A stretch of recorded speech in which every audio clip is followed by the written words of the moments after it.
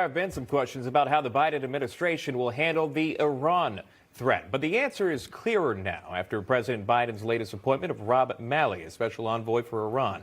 Malley was actively involved in negotiations between Iran and the U.S. for the nuclear deal under the Obama administration. Today, we're happy to have Brian Lieb joining us here live in the studio to weigh in on this. He is a political strategist. He is a former GOP congressional candidate and author of this article on Newsmax titled, "The Iran Appeasement Team is Back in Place." Brian, good to see you. Thanks so much for coming on, and good to see you here in person. I know you and I talk a lot. Likewise. Thanks for having me in. Absolutely. Talk to me about this. Iran's president Thursday applauded the ruling by the UN's highest court that it can hear Iran's case, calling it a, quote, big victory. Talk to me about this and negotiations with Iran. How do you read that? You know what I find extremely interesting about this, Sean, is the fact that just last week the UN stripped Iran from having any kind of voting rights at the UN because they failed to pay something like $15 million in their annual dues. So here you have Iran celebrating the fact that they've won this big decision in the UN. They don't even have voting rights in the UN. It's the height of hypocrisy. This is what Iran does. They're just out of control. Does that change the former Trump administration's policies? How do you read that? Well, I don't know if it changes the policies. I mean, I think, listen, the bottom line is the fact that the Iranian regime is not a friend of America. And we need to continue with the maximum pressure campaign that even people within Iran are supportive of. There was a letter that just came out, I think, a couple of days ago, Sean, where you have Iranians saying to President Biden, continue the sanctions. It's working.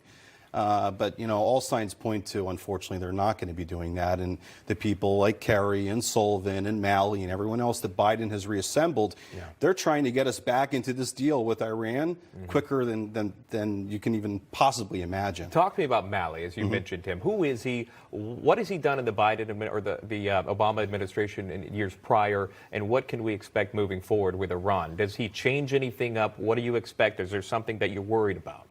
Of course, I'm extremely worried. I mean, Rob Malley, like John Kerry, were practicing shadow diplomacy over the last couple of years here, working behind the scenes while the Trump administration was creating peace through the Abraham Accords with no bloodshed in the Middle East. You have Malley and Kerry behind the scenes working to cut our legs off. I mean, the bottom line is we need to continue this pressure, and Rob Malley is not the guy to put the pressure on. Rob Malley is a guy who is the architect of the JCPOA, and he's more concerned about Javad Zarif, who's Iran's foreign minister. Sure. He's more concerned about keeping him happy than keeping the American people happy, in my opinion.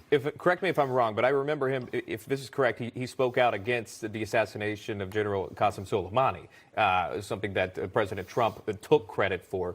Is that correct? Was he not in support of taking out that general? He 100% spoke out about that and said that it was a major move that would lead us to a war with Iran. And what's interesting about that, I just mentioned Zarif. Zarif issued a very similar statement. It almost, you know, compare the two, it looks like it was the same statement. So, it's unfortunate that Biden has continued to surround himself with these people. And what's really concerning to me is another gentleman we haven't talked about is Secretary of State Blinken. So 2 weeks ago, Blinken said it's going to be a long time, guys, before Iran has enough uranium for a nuclear weapon. And we just learned this week now Blinken is saying, no, guys, it's going to happen in a couple weeks. So the question has to be asked, Sean, why are they trying to speed up a process to get back into bed with the Iranian regime? This is a regime that hangs gay men in the streets by industrial-sized cranes. This is a regime that opens live fire ammunition into the crowd. This is a regime that chants death to America and death to Israel. This is not someone that we need to be getting back into bed with. And all signs point to, unfortunately, that's going to be happening. With the Iran nuclear deal, or another Iran nuclear deal, do you see any good coming out of that? Can you trust Iran? Many say you can't trust Iran in that deal. You 100% cannot trust Iran. Iran, the whole premise, one of the premises, Sean, of the JCPOA was the fact that we were unfreezing billions of dollars of funds to go to the Iranian regime.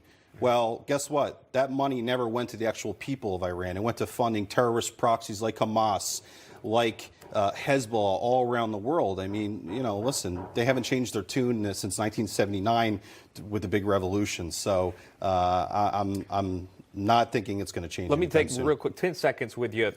I think about Israel at the same time when I talk about Iran. Any concerns with that? Of course, this is a regime that chants death to Israel, and that it's time to wipe the Zionists off the planet.